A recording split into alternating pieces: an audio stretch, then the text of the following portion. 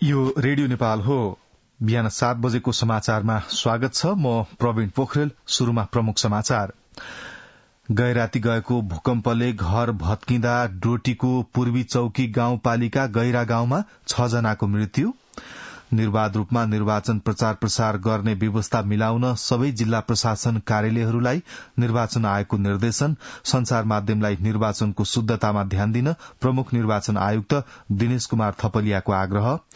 चुनावी प्रचार प्रसारका क्रममा प्रधानमन्त्री एवं कांग्रेस सभापति शेरबहादुर देउवा धनगढ़ीमा आज बैतडी र दार्चुलामा हुने चुनावी सभालाई सम्बोधन गर्नुहुने र संयुक्त राज्य अमेरिकामा सम्पन्न मध्यावधि निर्वाचनमा तल्लो सदनमा रिपब्लिकन र माथिल्लो सदनमा डेमोक्रेटिक पार्टीको झिनो अग्रता। सुन त, भोलिको मिटिङको लागि सबैलाई फोन गर्यो? छैन सर, मेरो मोबाइलमा ब्यालेन्स नै थिएन। अलि पछि गर्छु ल्यान्डलाइनबाट। लौ हेर, मोबाइलमा ब्यालेन्स छैन भनेर हुन्छ? तिमीलाई थाहा छैन यस कार्यालयले नेपाल टेलिकमको कर्पोरेट युजर ग्रुप अर्थात सीयूजी सेवा लिएको छ। तिम्रो नम्बरलाई पनि सीयूजीमा सहभागी गराउ न। अनि सर, मेरो त प्रिपेड नम्बर हो नि। अहिले नेपाल टेलिकमले प्रिपेड र पोस्टपेड दुवै फोनमा सीयूजी सेवा लागू गरिसकेको छ। सीयूजीमा आबद्ध भएपछि हाम्रो कर्मचारीहरू बीच निशुल्क र नेपाल टेलिकमको नेटवर्कमा सस्तो दरमा फोन तथा एसएमएस गर्न र डाटा चलाउन पाइन्छ नि। तिमीलाई थप जानकारी चाहिएमा नेपाल टेलिकमको वेबसाइट www.ntc.net.np मा हेर न। नेपाल टेलिकम, राष्ट्रको संचार।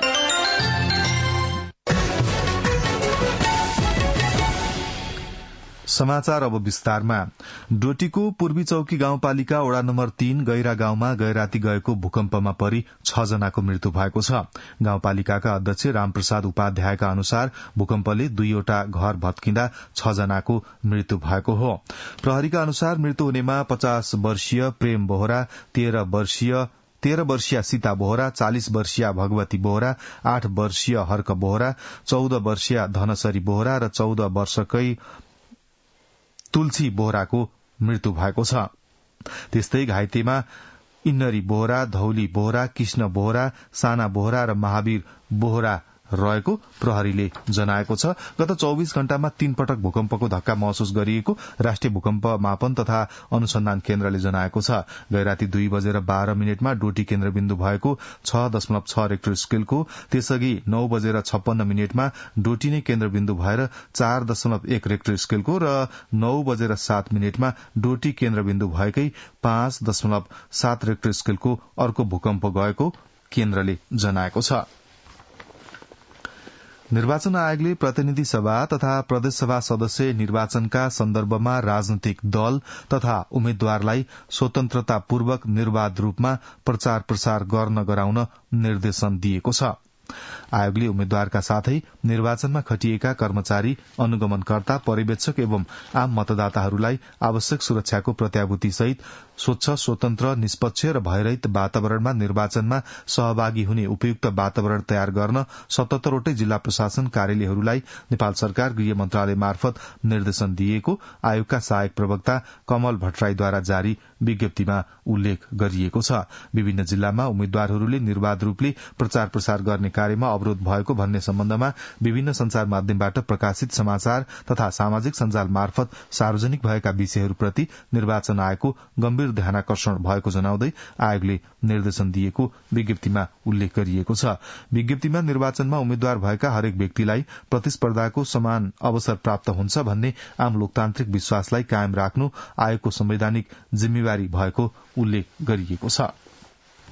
निर्वाचन आयोगले मक्सिर 4 गते हुने प्रतिनिधि सभा तथा प्रदेशसभा सदस्य निर्वाचनका लागि अन्तिम मतदाता नामावलीमा नाम समावेश भएका मतदाताले आयोगबाट जारी मतदाता परिचय पत्रका साथै परिचय खुल्ने अन्य आधिकारिक कागजातका आधारमा मतदान गर्न पाउने निर्णय गरेको छ।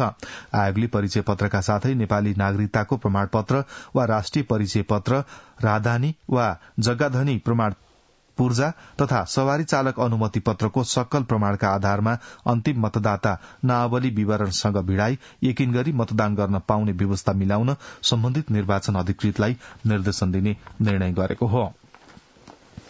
प्रधानमन्त्री एवं नेपाली कंग्रेसका सभापति शेरबहादुर देउवा चुनावी प्रचार प्रसारका क्रममा हाल सुदूरपश्चिम प्रदेशमा केन्द्रित हुनुभएको छ। केही दिनदेखि उहाँ धनगढ़ीको आफ्नै निजी निवासमा रहनुहुँदा भेटघाट गर्ने नेता कार्यकर्ताको बाक्लो चहल पहलले चुनावी रौनक पनि एकाएक तातेको छ। बिहानको समयमा प्रधानमन्त्री देउवालाई भेटिसकेपछि नेता कार्यकर्ता नियमित रूपमा चुनावी प्रचार प्रसारमा खटिने गरेका छन्। डडेलधुराबाट प्रतिनिधि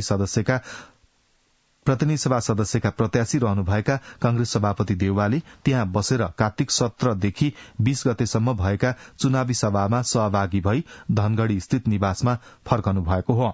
उहाँले पार्टीका नेता कार्यकर्तासँगको भेटघाटलाई प्राथमिकता दिँदै पार्टी र सत्ता गठबन्धनकै पक्षमा माहौल बनाइरहनु भएको छ। खास गरी पार्टीको टिकट वितरणपछि असन्तुष्ट भएका र निष्क्रिय रहेका नेता कार्यकर्तालाई बोलाएर उहाँले आसन्न चुनावमा पार्टीको अवस्थाबारे पनि जानकारी लिइरहनु भएको कांग्रेसका जिल्ला सचिव निरूपा सुनारले बताउनुभयो। प्रधानमन्त्रीका स्वकीय सचिव भानु देउवाले प्रधानमन्त्री देउवाले कार्तिक 23 अर्थात आज बैतडी र दार्चुलामा हुने गठबन्धनको चुनावी सभालाई सम्बोधन गर्नुहुने कार्यक्रम रहेको जानकारी दिनुभयो। नेकपा माओवादी केन्द्रका अध्यक्ष पुष्पकमल दाहाल प्रचण्डले कर्णालीको विकासलाई प्राथमिकतामा राखिएको बताउनु भएको छ। जुम्लाको खलंगामा हिजो आयोजित सभालाई सम्बोधन गर्नुहुँदै अध्यक्ष प्रचण्डले कर्णालीको विकासबारे सत्ता गठबन्धनका बैठकहरूमा पनि छलफल हुने गरेकाले आगामी दिनमा त्यहाँको विकासका बारेमा थप जोड़ दिने पनि बताउनुभयो। अध्यक्ष प्रचण्डले संविधानको रक्षा गर्न र विकासको अर्को चरणको शुरूआत गर्न निर्वाचनपछि वर्तमान गठबन्धनकै बहुमतको सरकार गठन हुने दावी पनि गर्नुभयो। उहाँले जुम्लामा उत्पादन हुने मार्सी चामललाई अन्तर्राष्ट्रिय बजारसम्म पुर्याउन आवश्यक सहयोग गर्ने बताउनुभयो। नेपाली कंग्रेसका उपसभापति पूर्णबहादुर खड्काले कर्णालीको विकास र रोजगारी सिर्जना गर्न निर्वाचनपछि संघीय सरकारदेखि कर्णाली प्रदेशमा पनि सत्ता गठबन्धनको सरकार सञ्चालन हुने बताउनुभयो।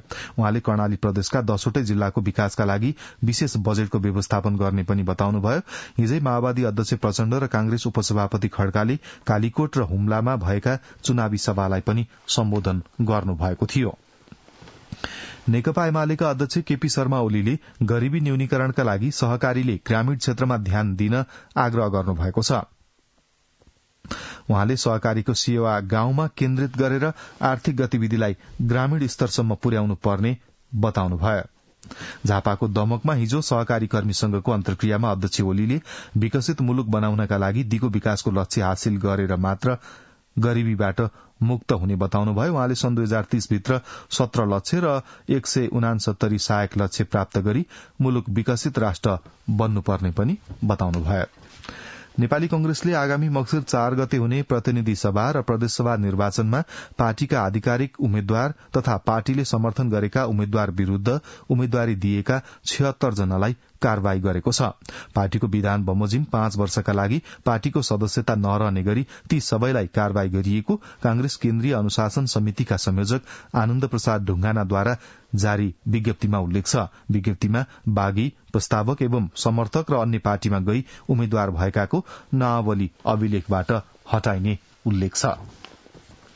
गृहमन्त्री बालकृष्ण खाँडले राजनीतिक मूलधारमा ल्याउन सरकार र नेत्रविक्रम चन्द नेतृत्वको नेकपासँग निरन्तर छलफल भइरहेको बताउनु भएको छ। नेकपा एकीकृत समाजवादी रूपन्देही क्षेत्र नम्बर 3 निर्वाचन परिचालन कमिटिले हिजो भैरवामा आयोजना गरेको अगुवा कार्यकर्ता भेलामा गृहमन्त्री खाँडले शान्तिपूर्ण मतदानमा सहभागी गराउन सरकार र उक्त समूहबीच द्विपक्षीय वार्ता भएको पनि जानकारी दिनुभयो।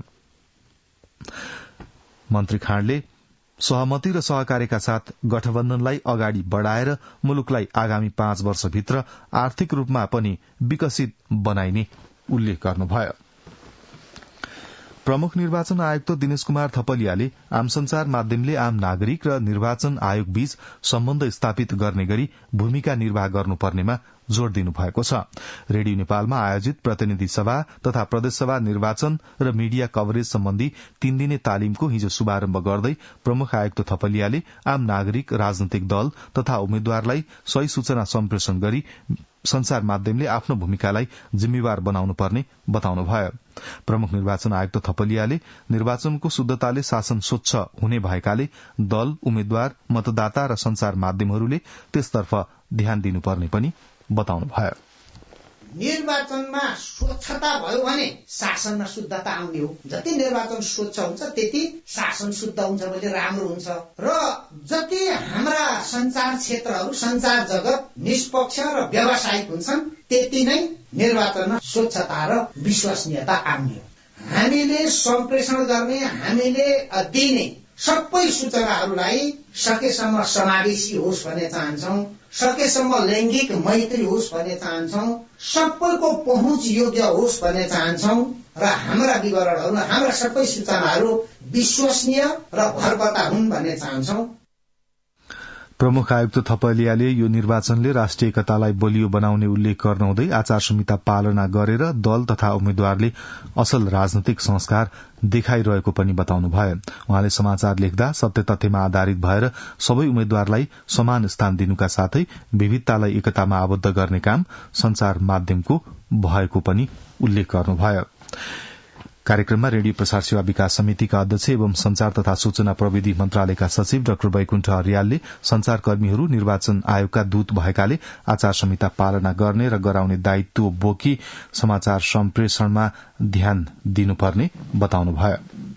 अब हिजोका दिनमा जस्तो हामीलाई सूचना प्राप्त गर्नलाई त्यति गाह्रो पनि छैन, तर सूचना प्राप्त गर्ने हिसाबमा चाहिँ हामी फेरि बेला बेलामा कस्तो गर्दैछौँ एकदमै छिटो गर्दैनी तर पुष्टि नभइसकेका कुरोहरू अप्रमाणित कुरोहरूलाई नि गर्ने। अब सरकारी संचार माध्यमले त गर्ने पाइएन हैन, त्यसैले गर्दा त्यो बाटोमा छलफल गर्नको लागि पनि यस्ता तालिम कार्यक्रमहरू चाहिँ असाध्यै उपयोगी हुन्छन्।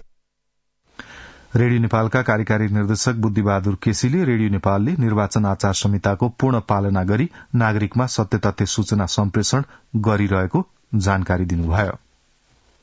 वास्तवमा रेडियो नेपाल अहिले टेरेस्ट्रियल माध्यममा मात्रै छैन, रेडियोमा मात्रै छैन, हामी अनलाइनमा छौं, एप्समा छौं र ओटीटीमा छौं। हामीले पढ्ने हेर्ने सुन्ने रेडियोको विकास गरिसकेका छौं र त्यो सबै प्रकारको रेडियोमा चाहिँ यो प्रतिनिधि सभा तथा प्रदेश सभा निर्वाचन सम्बन्धी गतिविधिहरू निकै प्रभावकारी ढंगले जानुपर्छ भन्ने हाम्रो मान्यता हो र निर्वाचन अघि भएका गतिविधिहरू, निर्वाचनको समयमा हुने गतिविधिहरू र निर्वाचन पछि मतगणनाको समयमा हुने गतिविधिहरूलाई पनि अझ इफेक्टिभ अझ अगाडि बढेर हामीले काम गर्नेछौं। प्रमुख निर्वाचन आयुक्त दिनेश कुमार थपलियाले निजी क्षेत्रका उद्योगी व्यवसायीलाई मक्सिर 4 गते हुने प्रतिनिधि सभा र प्रदेश सभा सदस्य निर्वाचनको माहौल बनाउन आग्रह गर्नुभएको छ। निजी क्षेत्रका नेतृत्वदायी संगठन तथा व्यक्ति सहभागी निजी क्षेत्रसँग अन्तर्क्रिया विषयक कार्यक्रममा प्रमुख आयुक्त थपलियाले व्यावसायिक सामाजिक उत्तरदायित्व सीएसआर अन्तर्गत आफ्नो सूचना सम्प्रेषण संयन्त्र मार्फत आयोगका सूचना तथा सन्देश प्रवाह गरिदिन आग्रह पनि उहाँले गर्नुभयो। उहाँले आयोगको सामाजिक सञ्जालमा आबद्ध भई आयोग मार्फत उत्पादित मतदाता शिक्षा, आचार संहिता पालना तथा निर्वाचनसँग सम्बन्धित सूचना तथा सन्देश आफ्नो सांगठनिक संयन्त्र तथा सामाजिक सञ्जाल मार्फत प्रवाह गरेर सहयोग गरिदिन आग्रह गर्नुभयो। व्यवसायीको सहयोग मुलुक र लोकतन्त्रका लागि महत्वपूर्ण हुने विश्लेषण गर्नुहुँदै प्रमुख आयुक्त थपलियाले आफ्नो संस्थामा कार्यरत कर्मचारीलाई मतदान गर्न पाउने गरी सहजीकरण गरिदिन समेत आग्रह गर्नुभयो।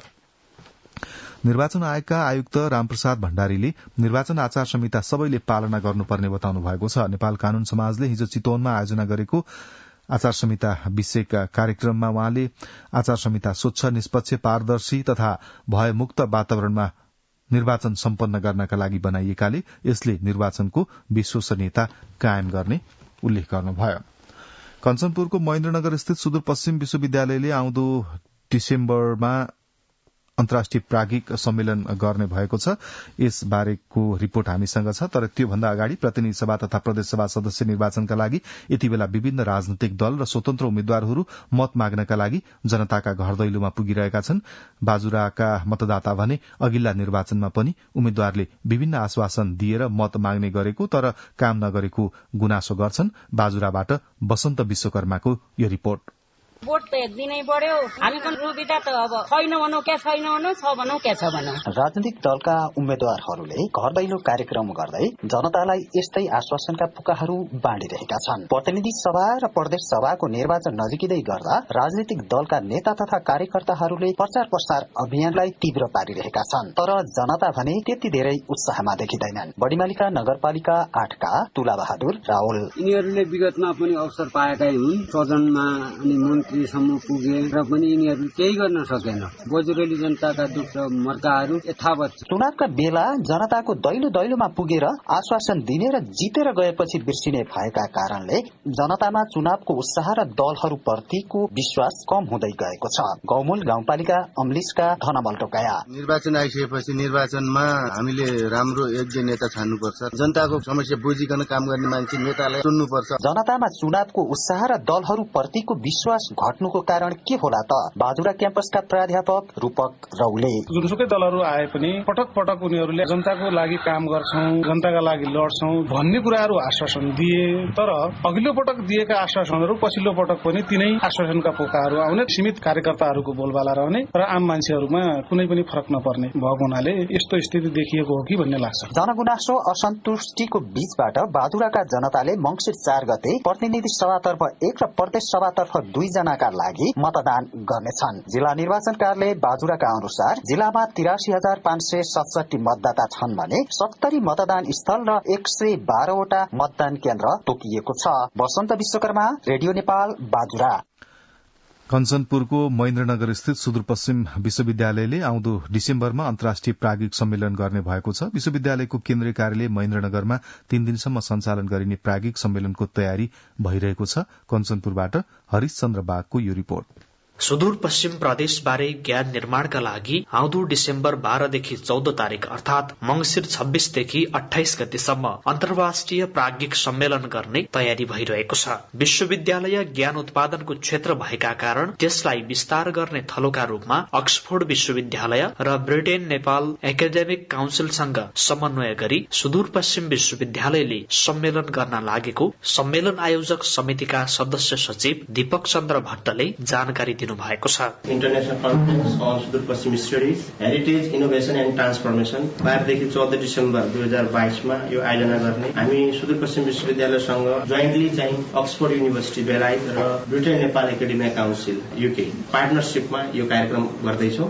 सुदूरपश्चिम क्षेत्र भौगोलिक, धार्मिक, सांस्कृतिक, साहित्यिक, प्राकृतिक तथा वातावरणीय रूपमा धनी क्षेत्र रहेको र यस क्षेत्रका सम्भाव्यताहरूको बारेमा अध्ययन अनुसन्धान गरी प्रवर्धन गर्ने उद्देश्यले सम्मेलन गर्न लागेको सुदूरपश्चिम विश्वविद्यालयका उपकुलपति प्राध्यापक डाक्टर अमरराज जोशीले जानकारी दिनुभयो। सुदूरपश्चिम सम्बन्धी विविध पक्षहरूमा ज्ञानको उत्सर्जन गर्ने उद्देश्यले यो सम्मेलनको आयोजना गरिँदैछ। विश्वविद्यालयले यो क्षेत्र सम्बन्धी ज्ञानको उत्खनन चाहिँ गर्नुपर्छ। अक्सफोर्ड विश्वविद्यालय तथा ब्रिटेन नेपाल एकाडेमिक काउन्सिल बेलायतका प्रतिनिधि एवं सम्मेलन आयोजक समितिका उपसभापति डाक्टर कृष्ण अधिकारीले अन्तर्राष्ट्रिय प्राज्ञिक सम्मेलनको आफ्नै खाका हुने भएकोले यसलाई बहुविधाको सम्मेलनका रूपमा हेरिएको बताउनुभयो। सम्मेलनमा प्रत्यक्ष उपस्थिति र अनलाइन भर्चुअल माध्यमबाट समेत सहभागिता जनाउन सकिने गरी तयारी भइरहेको उहाँको भनाइ छ।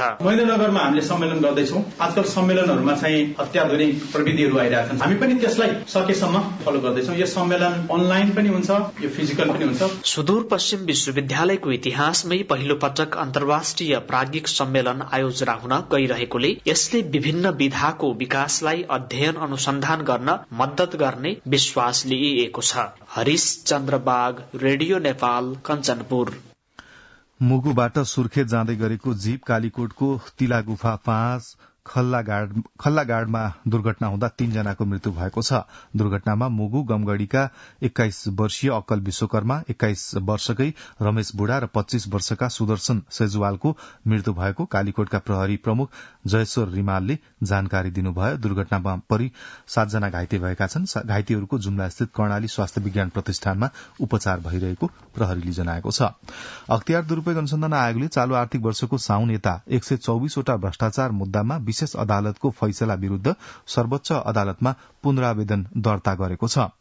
आयोगले विशेष अदालतमा दर्ता गरेका मुद्दामा सफलता दर निकै कम भएपछि विभिन्न फैसलामा असन्तुष्टि राख्दै विशेष अदालतको फैसला विरूद्ध सर्वोच्च अदालतमा पुनरावेदन दर्ता गर्नु परेको अख्तियार दुरूपयोग अनुसन्धान आयोगले जनाएको छ। अख्तियारले 124 वटा मुद्दामा करिब 42 करोड़ 16 लाख रूपियाँ बिगो माग दावी रहेको जनाएको छ। आयोगले हिजो काठमाडौँमा आयोजना गरेको पत्रकार सम्मेलनमा आयोगका प्रवक्ता श्यामप्रसाद भण्डारीले विशेष अदालतका कतिपय फैसलाहरू यसअघिका नजिर र न्यायिक मान्यतासँग बाजिएकाले तथ्य र आधारमा रही पुनरावेदन गरिएको बताउनुभयो। गत आर्थिक वर्षमा अख्तियारको सफलता दर दशककै कम देखिएको र यो सफलता 38% खुम्चिएको प्रवक्ता भण्डारीले बताउनुभयो। रंगिहा मुद्दाका आधारमा अख्तियार विगतमा सफलता दर बढ़ाउन सफल भएको उहाँले उल्लेख गर्नुभयो। सर्वोच्च अदालतले 2078 असारमा रंगेहात घुसका मुद्दामा अख्तियार आफैले प्रमाणको सिर्जना गर्न नसक्ने व्याख्या गरेपछि अख्तियारबाट दायर मुद्दामा सफलता दर कम हुँदै गएको देखिएको पनि आयोगले जनाएको छ। अख्तियारले पप्पू कन्स्ट्रक्सनको पुल, मालपोतको नक्कली जग्गा धनी विवाद, रंगेहात पक्राउ घटना लगायतका विवाद जोडिएका मुद्दामा पुनरावेदनमा जानु परेको जनाएको छ। जयनगर जनकपुर धाम कुर्ता रेल सेवा हिजो र आज अतिरिक्त समयमा पनि सञ्चालन भएको छ। कार्तिक पूर्णिमाको अवसरमा कमला नदीमा नुहाउन आउने तीर्थालुहरूको सुविधालाई मध्यनजर गर्दै नेपाल रेलवे कम्पनीले हिजो र आज अतिरिक्त समयमा पनि रेल सञ्चालन गर्ने निर्णय गरेको हो। अब के अन्तर्राष्ट्रिय समाचार। अमेरिकामा हिजो सम्पन्न मध्यावधि निर्वाचनको प्रारम्भिक नतिजा आउन थालेको छ। हालसम्म आएको नतिजामा अमेरिकी संसदको तल्लो सदन प्रतिनिधि सभामा रिपब्लिकन पार्टीले राम्रो अग्रता प्राप्त गरेको छ भने माथिल्लो सदन सेनेटमा राष्ट्रपति जो बाइडेनको डेमोक्रेटिक पार्टीको झिनो अग्रता छ। दुई सदन मध्ये कुनै एक सदनमा रिपब्लिकन पार्टीले बहुमत प्राप्त गरेको खण्डमा राष्ट्रपति बाइडेनलाई आफ्ना नीतिहरू संसदबाट अनुमोदन गर्न धेरै समस्या पर्ने संचार माध्यमहरूले उल्लेख गरेका छन्। विश्वभर तापक्रम बढ़दै जाँदा यस वर्ष युरोपमा अत्याधिक गर्मीका कारण 15,000 मानिसको मृत्यु भएको युरोपका लागि विश्व स्वास्थ्य संगठन WHO का क्षेत्रीय निर्देशक हान्स हेनरी क्लुगेले बताउनु भएको छ। क्षेत्रीय निर्देशक क्लुगेले युरोपका पछिल्ला प्राप्त तथ्याङ्क उद्धृत गर्दै गर्मीले स्पेनमा 4,000, पोर्चुगलमा 1,000, बेलायतमा 3,200 जना भन्दा बढ़ी, जर्मनीमा झण्डै 4,500 जनाको ज्यान गएको जानकारी दिनुभयो। युरोपका धेरै देशमा गर्मीका कारण अत्याधिक मृत्युका विवरण आएकाले ज्यान गुमाउनेको संख्या बढ़न सक्ने अपेक्षा गरिएको WHO क्षेत्रीय निर्देशकले वक्तव्य मार्फत जानकारी दिनुभएको छ। मध्य साउनमा युरोपभर चलेको अति उष्ण वायुले धेरैजना हताहत भएका फ्रान्सको राष्ट्रिय तथ्याङ्क तथा आर्थिक अध्ययन संस्थानले जनाएको छ। विश्व मौसम विज्ञान संगठनले पनि विश्वको तापक्रम चरम रूपमा बढ़िरहेको तथा मौसम र जलवायु जन्य घटनामा सयौंको ज्यान गएको उल्लेख गरेको छ। अब आर्थिक समाचार। सड़क मार्गको रूपमा निर्माण भइरहेको नेपालको पहिलो नागढुङ्गा सुरुङ मार्गको खन्ने काम 67.30% सम्पन्न भएको छ। सुरुङ मार्गमा 836 मिटरसम्म गाड़ी चलाउन सक्ने गरी फिनिशिङको काम सम्पन्न भएको सुरुङ निर्माण आयोजनाले जनाएको छ। इमर्जेन्सीको रूपमा प्रयोग गर्न सकिने मुख्य सुरुङ मार्गको समानान्तर सुरुङ 1860 मिटर खनिएको छ। मुख्य सुरुङ र समानान्तर सुरुङ बीच जोड्ने क्रस प्यासेजको निर्माण 74 मिटर पूरा भएको आयोजनाले जनाएको छ। आयोजनाले सार्वजनिक गरेको हालसम्मको प्रगति विवरण अनुसार मंगलबारसम्म इभ्याकुएसन र मुख्य सुरुङ गरी 3702 मिटर खन्ने काम पूरा भएको छ। भुवन आचार्य। अब खेल समाचार। त्रिभुवन आर्मी क्लब प्रधानमन्त्री कप एक दिवसीय क्रिकेट प्रतियोगिताको सेमिफाइनलमा प्रवेश गरेको छ। कर्णाली प्रदेशलाई 140 रनले हराउँदै आर्मी सेमिफाइनलमा प्रवेश गरेको हो। आर्मीले दिएको 255 रनको लक्ष्य पछ्याएको कर्णाली 28.3 ओभरमा 114 रनमा समेटियो। विपिन रावलले 48, अर्जुन घरतीले 17, सन्दीप साईले 11, दिनेश अधिकारीले 11 रन बनाए। आर्मीका रोहित कुमार पौडेलले 3, साहब आलम र हरि चौहानले 2 विकेट लिए। त्यसअघि टस हारेर ब्याटिङको निम्तो पाएको आर्मीले निर्धारित 50 ओभरमा 6 विकेटको क्षतिमा 254 रन बनाएको थियो। कप्तान विनोद भण्डारीले नट आउट 37, रोहित कुमार पौडेलले 35, कुशल मल्लले 35, राजेश पुलामी मगरले अभिजित 28, हरि चौहानले 31, भीम सार्कीले 29, अर्जुन साउदले 20, अनिल मण्डलले 17 रन बनाए। अजय बम। अब मौसम। आज गण्डकी, लुम्बिनी, कर्णाली र सुदूरपश्चिम प्रदेशका पहाड़ी भागमा आंशिकदेखि सामान्य बदली रही 1-2 स्थानमा हल्का वर्षा हुनुका साथै सुदूरपश्चिम र कर्णाली प्रदेशका हिमाली भागका केही स्थानमा हिमपात हुने जल तथा मौसम विज्ञान विभागले जनाएको छ। गत 24 घण्टामा काठमाडौँ उपत्यकामा मापन गरिएको अधिकतम तापक्रम 22 डिग्री सेल्सियस, न्यूनतम तापक्रम 12.2 डिग्री सेल्सियस। अहिले बिहानको सापेक्षिक आर्द्रता 94%। आज दिउँसो काठमाडौँ उपत्यकाको अधिकतम तापक्रम 23 देखि 25 डिग्री सेल्सियसका बीच रहने अनुमान गरिएको छ। आज बिहान काठमाडौँ उपत्यकामा सूर्योदय 6:20 भयो भने सूर्यास्त भरे साँझ 5:15 हुनेछ। अब अन्त्यमा यस प्रसारणका प्रमुख समाचार एकपटक फेरि सुन्नुहोस्।